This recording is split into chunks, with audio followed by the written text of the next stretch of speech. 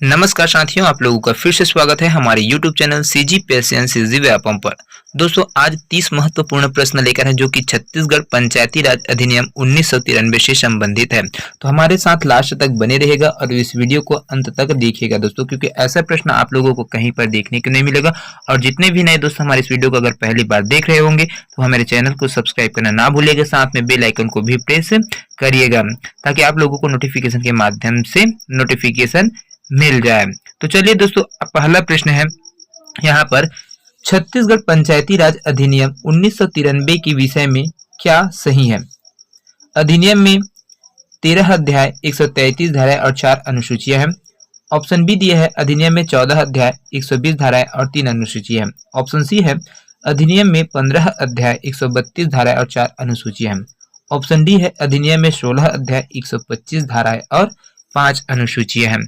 तो यहाँ पर इसके संबंध में क्या चीज है दोस्तों, जो छत्तीसगढ़ पंचायती राज अधिनियम 1993 है उसमें क्या चीज है, तो जो अधिनियम है ना, अधिनियम है उसमें 15 अध्याय, 132 धारा और 4 अनुसूचियां है, उसको शामिल किया गया है इस 1993 के विषय में, है ना। तो आपका ऑप्शन सी है वो बिल्कुल सही है। चलिए अगला प्रश्न की ओर बढ़ते हैं। यहाँ पर अगला प्रश्न है, छत्तीसगढ़ पंचायती राज अधिनियम में कितनी धाराएं, अध्याय और अनुसूचियां हैं? तो यहाँ से आपका ऑप्शन डी बिल्कुल सही हो जाएगा दोस्तों। 132 धाराएं, 15 अध्याय और 4 अनुसूची इसमें शामिल है।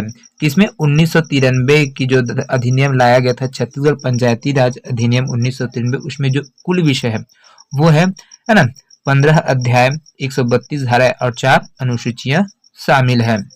ठीक है दोस्तों, तो जितने भी दोस्त हमारे टेलीग्राम चैनल से जुड़ना चाहते हैं दोस्तों, वह उसको डिस्क्रिप्शन बॉक्स में लिंक दे दिया गया, तो उसमें आप जाकर जुड़ सकते हैं, PDF इसका प्राप्त कर सकते हैं वीडियो का। चलिए अगला प्रश्न है वो क्या है?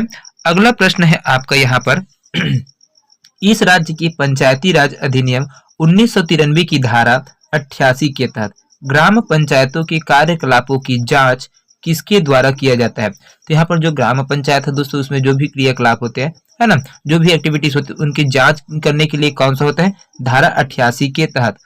ये जो नियम है 1993 की जो अधिनियम है उसमें धारा 88 है, उसके तहत जो ग्राम पंचायत है उसके जो एक्टिविटीज है उसके जांच करने के लिए बैठाया जाता है। तो उनकी किनके द्वारा किया जाता है? ग्राम पंचायत एवं समाज शिक्षा संगठन के द्वारा, या फिर आंतरिक अंकेक्षण एवं करारोपण अधिकारी के द्वारा, फिर जिला अंकेक्षण अधिकारी, या फिर कलेक्टर द्वारा नामांकित कम से कम द्वितीय श्रेणी का अधिकारी। तो इसका करेक्ट आंसर हो जाएगा दोस्तों, यहाँ पर आपको ऑप्शन डी है वो बिल्कुल सही हो जाएगा। कलेक्टर द्वारा जो नामांकित कम से कम द्वितीय श्रेणी का अधिकारी है उनके द्वारा है वो किया जाता है। और यहाँ पर जो ग्राम पंचायत है उसमें क्रियाकलाप होते हैं उसकी जांच या फिर निरीक्षण है वो किया जाता है। चलिए अगला प्रश्न की ओर बढ़ते हैं। अगला प्रश्न है आपका 4 नंबर का। यहाँ पर बहुत ही महत्वपूर्ण प्रश्न है दोस्तों, निम्नलिखित में से क्या छत्तीसगढ़ पंचायती राज अधिनियम 1993 में सम्मिलित नहीं है? ग्राम सभा, ग्राम पंचायत, जनपद पंचायत, जिला पंचायत, नगर पंचायत। तो इसका करेक्ट आंसर क्या हो जाएगा दोस्तों? आपका ऑप्शन ही है वो बिल्कुल सही हो जाएगा। जो नगर पंचायत है वो छत्तीसगढ़ पंचायती राज अधिनियम 1993 है उसमें शामिल नहीं है। बाकी ये जो अधिनियम है ना, छत्तीसगढ़ पंचायती राज अधिनियम, वो ग्राम सभा के लिए बनाया गया है, ग्राम पंचायत से संबंधित है, जनपद पंचायत से संबंधित है और जिला पंचायत से संबंधित, लेकिन नगर पंचायत से संबंधित नहीं है। यहाँ पर जो आपका नगर पंचायत है वो नगरीय निकाय से संबंधित है, जो कि आपके है ना, यहाँ पर जो 12वां भाग है, यहाँ 12वीं अनुसूची है उसमें जोड़ा गया है। ठीक है दोस्तों, तो इसको ध्यान में रखिए, जो नगरीय निकाय है उसमें जोड़ी, इसमें इसके लिए 74वां संविधान संशोधन करके अलग से जो नगरीय निकाय है उनके बनाया गया अनुसूची बनाया गया है। ठीक है, चलिए अगला प्रश्न की ओर बढ़ते हैं। अगला प्रश्न है 5वां नंबर का, बहुत ही महत्वपूर्ण प्रश्न है। छत्तीसगढ़ पंचायती राज अधिनियम या छत्तीसगढ़ पंचायती राज एक्ट किस वर्ष से प्रभावी हुआ है? 1998 से, 1995 से, 1993 से, 1999 से या फिर 2008 से? तो इसका करेक्ट आंसर क्या हो जाएगा दोस्तों? यहाँ पर जो पंचायती राज अधिनियम है, छत्तीसगढ़ पंचायती राज अधिनियम, वो है 1993 से लागू हुआ या फिर प्रभावशील हुआ है, क्योंकि प्रदेश में लागू है। इसके पहले ये किस में था? मध्य प्रदेश में है था, है ना, मध्य प्रदेश है, वहां से ये था, क्योंकि 1993 के टाइम में छत्तीसगढ़ अस्तित्व में नहीं आया था, जिसकी वजह से ये पंचायती राज है वो हमारे जो पूर्व में मातृ राज्य है मध्य प्रदेश, उसमें ये है वो लागू हुआ था। यह नियम है वो लागू हुआ था 1993 है ना। तो इसका जो पूर्व नाम था वो क्या था? मध्य प्रदेश पंचायती राज अधिनियम 1993 था। हमारे छत्तीसगढ़ के स्थान पर क्या हो जाएगा दोस्तों? मध्य प्रदेश पंचायती राज अधिनियम 1993 हो जाएगा। तो इसका पूर्व नाम है उसको भी ध्यान में रखेंगे। जैसे छत्तीसगढ़ अलग हुआ तो उसी को मध्य प्रदेश के स्थान पर छत्तीसगढ़ है शब्द को जोड़ा गया है। चलिए अगला प्रश्न की ओर बढ़ते हैं। अगला प्रश्न है यहाँ पर, किसने कहा यदि हमारी स्वाधीनता को जनता की आवाज की प्रतिध्वनि बनाना है तो पंचायतों की जितनी अधिक शक्ति मिले जनता के लिए उतना ही अच्छा। यह वाक्य किसके द्वारा बोला गया है दोस्तों? तो यहाँ पर ऑप्शन ए दिया है पंडित जवाहरलाल नेहरू, ऑप्शन बी है लाल बहादुर शास्त्री, ऑप्शन सी है महात्मा गांधी, ऑप्शन डी है दीनदयाल उपाध्याय, या फिर इनमें से कोई नहीं। तो यह वाक्य है दोस्तों, जो पंचायतों के अधिक शक्ति प्रदान करना है उसके लिए क्या चीज है? तो आपका ऑप्शन बी है ए है वो बिल्कुल सही हो जाएगा। पंडित जवाहरलाल नेहरू के द्वारा यह वाक्य है वो दिया गया था और इनके ही द्वारा बोला गया था कि यदि हमारी स्वाधीनता को जनता की आवाज की प्रतिध्वनि बनाने, मतलब जनता की जो बात है उनको जानने के लिए हमें किसकी आवश्यकता पड़ेगी? पंचायतों की आवश्यकता होगी। इसी के माध्यम से हमारे तक जो जनता है उनके बातें है वो पहुंच सकती है और उसका जो समस्या हो रहा है उसका समाधान कर सकते हैं। तो ये पंडित जवाहरलाल नेहरू के द्वारा बोला गया था। चलिए अगला प्रश्न की ओर बढ़ते हैं। अगला प्रश्न है 7वां नंबर का। यहाँ पर इस राज्य के पंचायती राज अधिनियम 1993 में राज्य गठन के पश्चात अभी तक कितने संशोधन हुए? ये जो पंचायती राज अधिनियम है दोस्तों मध्य प्रदेश में था, उसके बाद छत्तीसगढ़ राज्य बना तो छत्तीसगढ़ पंचायती राज अधिनियम 1993 किया गया। यहाँ पर तो अभी तक राज्य बनने के बाद से, मतलब 1 नवंबर सन 2000 से, है ना, 1 नवंबर सन 2000 से अभी तक कितने बार संशोधन किया जा चुका है उसको आपको बताना है। तो इसका क्या है दोस्तों? 1 बार, 2 बार, 3 बार या फिर उपयुक्त में से कोई नहीं। तो यहाँ पर इसका करेक्ट आंसर क्या हो जाएगा? आपका ऑप्शन ए है वो बिल्कुल सही हो जाएगा। अभी तक सिर्फ 1 बार है वो संशोधन किया गया है।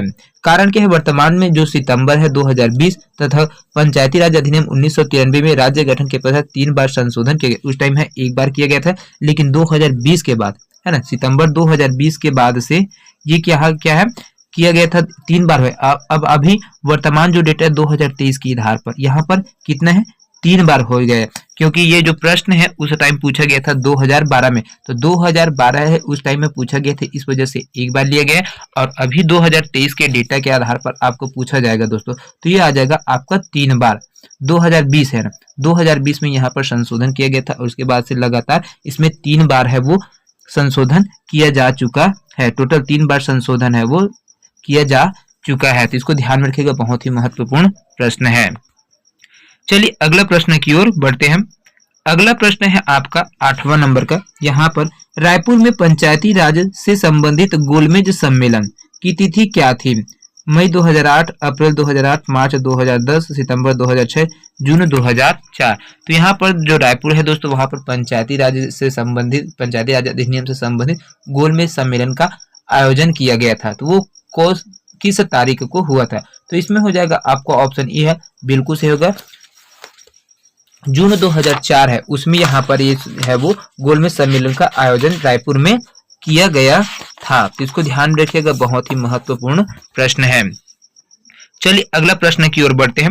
अगला प्रश्न है आपका यहाँ पर, छत्तीसगढ़ में पंचायती राज व्यवस्था के संबंध में निम्नलिखित में से कौन सा कथन सत्य नहीं है? तो यहाँ पर जो नहीं है दोस्तों, उसको जो गलत कथन है उसको आपको जानना है। तो ऑप्शन ए में दिया है राज्य में त्रिस्तरीय पंचायत व्यवस्था है, ये बिल्कुल सही है दोस्तों। यहाँ पर जो त्रिस्तरीय है क्योंकि नगरीय पंचायत है ना जो है, ये बिल्कुल सही है। दूसरा है आपका ग्राम पंचायतों में महिलाओं के लिए आरक्षण किया गया, तो यहाँ पर 1/3 हिस्सा है दोस्तों महिलाओं के लिए आरक्षित करके रखा गया है।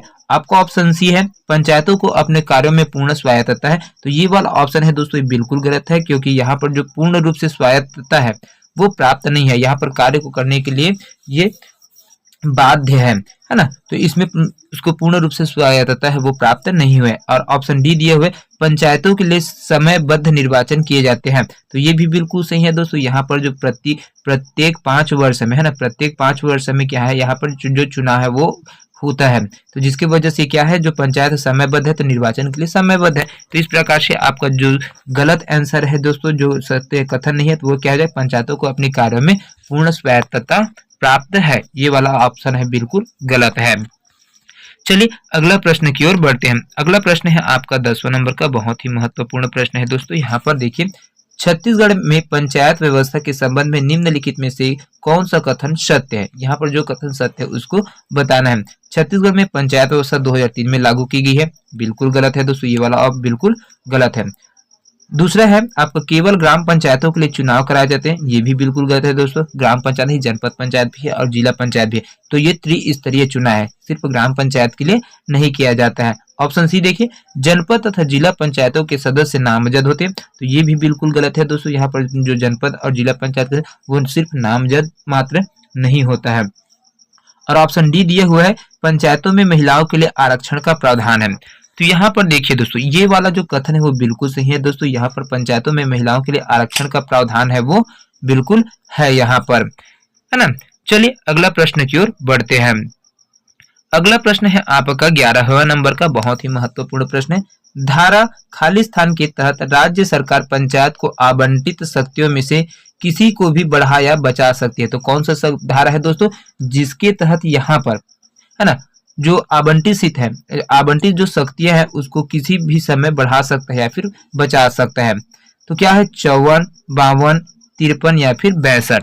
तो यहाँ पर कौन सा धारा है दोस्तों जिसके तहत ये कर सकते हैं, तो आपका ऑप्शन सी है बिल्कुल सही हो जाएगा।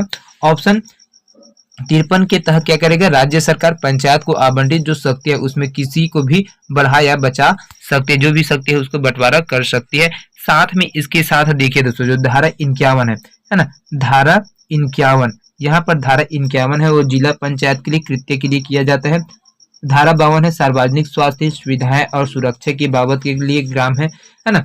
और 62 है, धारा 62 है, राज्य सरकार के द्वारा संपत्ति पंचायत में निहित कर सकेगी, ये चीज है धारा 62 के द्वारा, है ना। तो इन तीनों धाराएं हैं उनको याद रखेंगे, 51, 52, 53 और 62 को, ये बहुत ही महत्वपूर्ण धाराएं है। चलिए अगला प्रश्न की ओर बढ़ते हैं। अगला प्रश्न है आपका 12वां नंबर का, यहाँ पर छत्तीसगढ़ पंचायती राज अधिनियम कब पारित किया गया था, 19। तो इसका करेक्ट आंसर क्या हो जाएगा दोस्तों, यहाँ पर आपको ऑप्शन भी है बिल्कुल सही हो जाएगा। जो छत्तीसगढ़ पंचायती राज अधिनियम है वो 1993 में पारित किया गया था। चलिए अगला प्रश्न की ओर देखते हैं। अगला प्रश्न है 13वां नंबर का, बहुत ही महत्वपूर्ण है। छत्तीसगढ़ पंचायती राज अधिनियम 1993 के अनुसार सरपंच पद हेतु न्यूनतम आयु कितनी निर्धारित की गई है। तो यहाँ पर जो सरपंच का पद है दोस्तों उसके लिए कितना जो आयु है उसका निर्धारण किया गया है पंचायती राज अधिनियम 1993 के तहत। तो ये इसका सही आंसर हो जाएगा दोस्तों 21 वर्ष। कोई भी व्यक्ति है जो सरपंच के पद के लिए निर्वाचन है ना प्रतिनिधित्व करना चाहते हैं और यहाँ पर आपका नॉमिनेशन फॉर्म भरना चाहते हैं तो उनके लिए मिनिमम 21 वर्ष है, न्यूनतम है वो चाहिए ही चाहिए। न्यूनतम उम्र की जो सीमा है, तो यहाँ पर देखिए मतदान के लिए क्या होता है, मतदान के लिए कितना वर्ष है, तो 18 वर्ष है ना। उसी प्रकार से जो सरपंच के चुनाव के लिए अगर कोई व्यक्ति खड़ा हो रहा है प्रतिनिधि के रूप में, तो उनको 21 वर्ष है वो पूर्ण हो जाने। साथ में जो नगरीय निकाय का निर्वाचन होता है उसमें भी उम्मीदवार है तो उसके लिए भी 21 वर्ष का ही प्रावधान किया गया है। तो इसको ध्यान में रखिएगा, बहुत ही महत्वपूर्ण प्रश्न है। चलिए अगला प्रश्न की ओर बढ़ते हैं। अगला प्रश्न है, निम्नलिखित में से कौन सा विधान छत्तीसगढ़ में वर्तमान पंचायत प्रणाली का आधार बनता है। तो कौन सा है दोस्तों, कौन सा प्रणाली है जो जिसका आधार बना है छत्तीसगढ़ में पंचायत के लिए।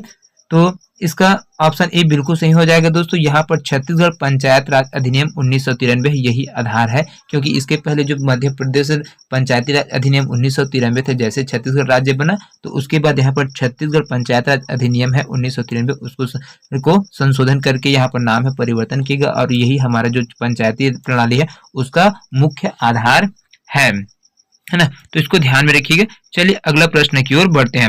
अगला प्रश्न है दोस्तों यहाँ पर ग्राम सभा की परिभाषा के संदर्भ में रिक्त स्थान की पूर्ति कीजिए। तो यहाँ पर जो स्टेटमेंट है दोस्तों वो दिया हुआ है, तो इसको देखिए क्या है। ग्राम पंचायत क्षेत्र के भीतर समाविष्ट किसी खाली स्थान से संबंधित निर्वाचक नामावलियों में पंजीकृत व्यक्तियों से मिलकर बनने वाला कोई निकाय ग्राम सभा है। तो क्या चीज है दोस्तों, जो ग्राम सभा है उसके लिए क्या चीज है यहाँ पर, तो देखिए यहाँ से, तो इसका करेक्ट आंसर क्या हो जाएगा दोस्तों, तो यहाँ पर जो आपका वन ग्राम है ना, वन ग्राम और राजस्व ग्राम, ये आपको यहाँ पर है वो डाल सकते हैं, निर्वाचक नामावली में पंजीकृत कर दिया जाएगा, जिसके वजह से क्या हो जाए, अगर कोई भी ग्राम पंचायत क्षेत्र में अगर शामिल गांव से संबंधित निर्वाचक नामावली में रजिस्ट्रीकृत व्यक्तियों के समूह है उसको ग्राम सभा बोला जाता है। तो यहाँ पर कौन कौन सा आ जाता है, एक तो आ गया आपका वन ग्राम आ जाएगा और दूसरा राजस्व ग्राम है वो आ जाएगा। ठीक है, तो इसको खाली स्थान में यहाँ पर भर सकते हैं। चलिए अगला प्रश्न की ओर बढ़ते हैं। अगला प्रश्न है आपका यहाँ पर संविधान के अनुसार ग्राम सभा की सही परिभाषा क्या है। तो ग्राम सभा की जो सही परिभाषा है दोस्तों वो क्या है, यहाँ पर ग्राम सभा की जो सही परिभाषा है क्या है, ग्राम स्तर पर पंचायत के क्षेत्र के भीतर समाविष्ट किसी ग्राम से संबंधित निर्वाचक है ना, निर्वाचक नामावली में पंजीकृत व्यक्तियों से मिलकर बना निकाय ग्राम सभा कहलाता है। और यही ग्राम सभा का सही परिभाषा है। आपका ऑप्शन डी है वो बिल्कुल सही हो जाएगा। यहाँ पर देख सकते हो क्या दी है, ग्राम स्तर पर पंचायत के क्षेत्र के भीतर समाविष्ट किसी ग्राम से संबंधित निर्वाचक नामावली में पंजीकृत व्यक्तियों से मिलकर बना निकाय ग्राम सभा कहलाता है। चलिए अगला प्रश्न की ओर बढ़ते हैं। अगला प्रश्न है यहाँ पर छत्तीसगढ़ पंचायती राज अधिनियम के अनुसार ग्राम का अर्थ क्या है। तो ग्राम का अर्थ क्या है दोस्तों, तो यहाँ पर आपका ऑप्शन ए बिल्कुल सही हो जाएगा। राज्यपाल द्वारा लोक अधिसूचना के माध्यम से ग्राम के रूप में विनिर्दिष्ट किया गया, मतलब उसको चिन्हांकित किया गया है, बताया गया कि ये ग्राम है, तो उसके आधार पर यहाँ पर हो क्या जाएगा, राज्यपाल के द्वारा जो लोक अधिसूचना के माध्यम से ग्राम के रूप में निर्दिष्ट किया गया है वही क्या होगा, ग्राम का अर्थ होगा, मान्यता दिया जाएगा। ठीक है दोस्तों, चलिए अगला प्रश्न है उसके तरफ बढ़ते हैं। अगला प्रश्न है आपका 18वां नंबर का, बहुत ही महत्वपूर्ण प्रश्न है। ग्राम सभा के सदस्य के रूप में कौन पंजीकृत हो सकता है। तो ग्राम सभा के सदस्य के रूप में किसको पंजीकृत रजिस्ट्रेट किया जा सकता है दोस्तों, समस्त वयस्क पुरुष को, या फिर समस्त वयस्क स्त्री है, या फिर ग्राम में रहने वाले सभी व्यक्ति, या ग्राम में रहने वाला व्यक्ति जो विधानसभा निर्वाचन नामावली में पंजीकृत किए जाने के लिए अर्हता रखता है, या फिर इनमें से कोई नहीं। तो इसका क्या चीज है दोस्तों, आंसर है वो सही हो जाएगा। तो ग्राम सभा के जो सदस्य है उनके लिए यहाँ पर ग्राम में रहने वाला व्यक्ति जो विधानसभा निर्वाचन नामावली में पंजीकृत किए जाने के लिए अर्हता रखता है उसको ही यहाँ पर सदस्य, ग्राम सभा के सदस्य के रूप में रजिस्टर किया जा सकता है, फिर रजिस्ट्री किया जा सकता है। चलिए अगला प्रश्न की ओर बढ़ते हैं। अगला प्रश्न है बहुत ही महत्वपूर्ण प्रश्न, यहाँ पर किसी ग्राम सभा की गण पूर्ति के विषय में क्या सही है। तो अगर कोई भी ग्राम सभा उसकी गण पूर्ति करना है दोस्तों, है ना, गण पूर्ति करता न है तो उसमें क्या चीज की आवश्यकता पड़े। तो कोई भी ग्राम सभा उसकी गण पूर्ति तब होती है जब ग्राम सभा की जो सदस्य संख्या है ना, जो सदस्य संख्या वो 1/10 हो, भाग हो, 1/10 भाग हो, जिसमें 1/3 जो है क्या है, 1/3 भाग क्या है, महिलाओं के लिए जो सदस्य संख्या है वो आरक्षित हो और उपस्थित हो, तब आप यहाँ पर क्या कर सकते हैं, कोई भी है जो गण पूर्ति है उसको कर सकते हैं, है ना। तो यहाँ पर जो ऑप्शन है वो सही हो जाएगा। कौन कौन से, तो ग्राम सभा की कुल जनसंख्या के 1/10 भाग आपका सही हो गया, पहला जो कथन है वो सही हो जाएगा। उसके बाद जो आपका 5वां कथन है, देखिए दोस्तों, ग्राम सभा में उपस्थित संख्या में 1/3 महिला होना अनिवार्य है, और साथ में आपका 7वां ऑप्शन है वो बिल्कुल सही है, सरपंच और पंच गण पूर्ति के लिए जवाबदेही होते हैं। तो ये तीनों कथन है वो क्या हो गया, गण पूर्ति के विषय में बिल्कुल सही वाक्य है। बाकी आपका ये दूसरा, तीसरा, चौथा और छठवां ये गलत है ना। चलिए अगला प्रश्न की ओर बढ़ते हैं। अगला प्रश्न है यहाँ पर 20वां नंबर का, यदि ग्राम सभा की बैठक में गण पूर्ति उपस्थित नहीं है तो क्या होगा। अगर गण पूर्ति नहीं होता है तो उस टाइम में क्या किया जाएगा, ग्राम सभा उसको, तो यहाँ पर क्या हो जाएगा, आपका ऑप्शन बिल्कुल सही हो जाएगा। ग्राम सभा की बैठक है उसको क्या कर दिया जाएगा, स्थगित कर दिया जाएगा। कारण क्या है, क्योंकि यहाँ पर जो सदस्य है उनकी अनुपस्थिति की वजह से, कम व्यक्ति होने की वजह से जो ग्राम सभा का बैठक होता है उसको रद्द कर दिया जाता है, स्थगित कर दिया जाता है अगले समय के लिए। जब गण पूर्ति होगा तभी वो बैठक है वो संपन्न होगा। तो इसको भी ध्यान में रखिएगा, बहुत ही महत्वपूर्ण प्रश्न है। चलिए अगला प्रश्न की ओर बढ़ते हैं। यहाँ पर अगला प्रश्न क्या है सरपंच एवं उप सरपंच की अनुपस्थिति में ग्राम सभा में बैठक की अध्यक्षता कौन करता है। अगर मान लीजिए कोई भी ग्राम पंचायत है उसमें सरपंच और उप सरपंच दोनों अनुपस्थित है, तो वैसे टाइम में क्या किया जाएगा, जो ग्राम सभा बैठक रखा गया उसकी अध्यक्षता कौन करेगा, पंचायत सचिव करेगा या अन्य ग्राम पंचायत सरपंच करेंगे या फिर पंचायत का एल्डरमैन करेगा या फिर ग्राम सभा द्वारा निर्वाचित व्यक्ति करेगा। तो इसके लिए यहाँ पर एक चीज प्राधान्य नियम होता है दोस्तों, अगर सरपंच और उप सरपंच दोनों अनुपस्थित है तो वहां पर क्या ग्राम सभा में जितने भी व्यक्ति ग्राम सभा द्वारा जो निर्वाचित व्यक्ति किया जाएगा, वरिष्ठ व्यक्ति है, उनके द्वारा यहाँ पर क्या होगा, जो जिनको चुना जाएगा वही उस बैठक की अध्यक्षता किया जाएगा, क्योंकि जो पंच लोग हैं वो तो रहेंगे, साथ में सचिव भी है वो है। तो यहाँ पर जो मुख्य काम होता है सरपंच का, जो ग्राम सभा के बैठक की अध्यक्षता करता है, अगर ये दोनों नहीं है, साथ में उप सरपंच भी नहीं है, तो वहां पर जो जितने भी कुल पंच है उनके द्वारा जिस व्यक्ति को चुना जाएगा, निर्वाचित किया जाएगा बैठक के लिए, वही चीज है यहाँ पर उसकी सदस्य अध्यक्षता है वो कर पाता है ना। तो इसको ध्यान में रखिएगा। चलिए अगला प्रश्न की ओर बढ़ते हैं।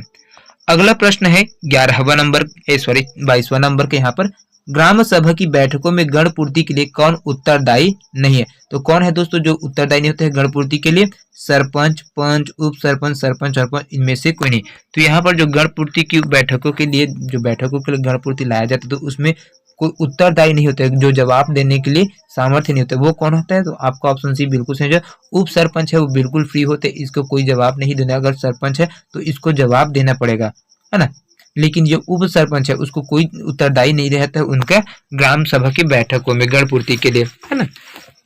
चलिए अगला प्रश्न की ओर बढ़ते हैं। अगला प्रश्न है आपका यहाँ पर छत्तीसगढ़ में पंचायती राज व्यवस्था के निम्नलिखित में से कौन सी बुनियादी इकाई है। जनपद पंचायत, ग्राम पंचायत, ग्राम सभा, जिला पंचायत, इनमें से नहीं। तो कौन है दोस्तों जो पंचायती राज व्यवस्था की सबसे बुनियादी के है, मतलब प्राथमिक इकाई के है। तो ये आपका ऑप्शन ए है वो बिल्कुल सही हो जाएगा। जो ग्राम सभा है ये पंचायती राज व्यवस्था की जो बुनियादी मतलब आधार है, ग्राम पंचायत ही आधार है। तो इसको ध्यान में रखिएगा, बहुत ही महत्वपूर्ण प्रश्न है। चलिए अगला प्रश्न की ओर बढ़ते हैं। अगला प्रश्न है यहाँ पर ग्राम सभा की बैठकों में कौन सी सूचना प्रस्तुत नहीं की जाती है। तो जब भी ग्राम सभा बैठक होता है दोस्तों पंचायतों में, तो वहां पर क्या चीज है उसको सूचना सूचित नहीं किया जाता है। वार्षिक लेख विवरण को, विगत वर्ष का अंकेक्षण प्रतिवेदन को, या फिर पंच सरपंच के अचल संपत्ति का विवरण, या वार्षिक आय, या फिर पंचायतों के कार्यों का विवरण। तो देखना जैसे भी यहाँ पर जो ग्राम पंचायत है उसमें बैठक होता है तो यहाँ पर वार्षिक लेख का विवरण दिया जाता है, विगत वर्ष का अंकेक्षण, उसको प्रतिवेदन भी है, उसके बारे में भी बताया जा सकता है। लेकिन जो आपका ऑप्शन सी है वो बिल्कुल सही हो जाएगा दोस्तों, क्योंकि पंच और सरपंच है उनकी जो अचल संपत्ति है उनका विवरण यहाँ पर नहीं दिया जाए। जितना भी विवरण दिया जाएगा पंचायत में जो वित्त है ना, पंचायत के कार्य है उनका विवरण दिया जाएगा, उनकी वार्षिक आय है उनके बारे में विवरण दिया जाएगा। लेकिन कोई भी सरपंच है उनकी जो प्राइवेट चीज है, अचल संपत्ति है ना, उनके बारे में विवरण है वो नहीं दिया जाएगा। तो यही आपका ऑप्शन सी है वो बिल्कुल सही हो जाएगा, पंच और सरपंच के अचल संपत्ति का विवरण। चलिए अगला प्रश्न की ओर बढ़ते हैं। अगला प्रश्न है बहुत ही महत्वपूर्ण प्रश्न है दोस्तों, यहाँ पर इनमें से कौन निर्वाचित स्थानीय स्वशासन की सबसे छोटी इकाई है।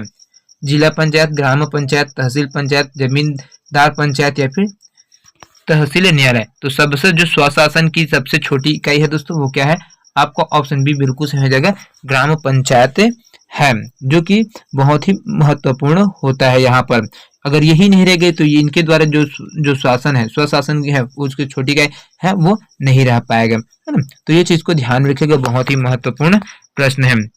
आज के सेशन का अंतिम प्रश्न है दोस्तों, यहाँ पर अंतिम प्रश्न क्या बोलता है, ग्राम सभा की किस बैठक में ग्राम पंचायत का बजट पारित किया जाता है। तो कौन सा बैठक होता है दोस्तों जिसमें बजट है वो पारित किया जाता है, साधारण बैठक में, असाधारण बैठक में, या फिर विशेष बैठक में, या फिर स्थगित बैठक, या फिर इनमें से कोई नहीं।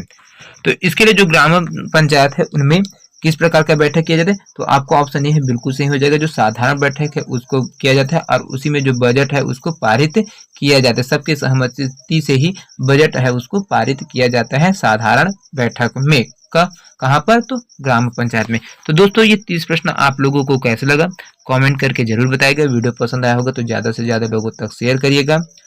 मिलते हैं दोस्तों अगले वीडियो में, तब तक के लिए अलविदा। जय हिंद, जय Chhattisgarh. Thank you so much दोस्तों।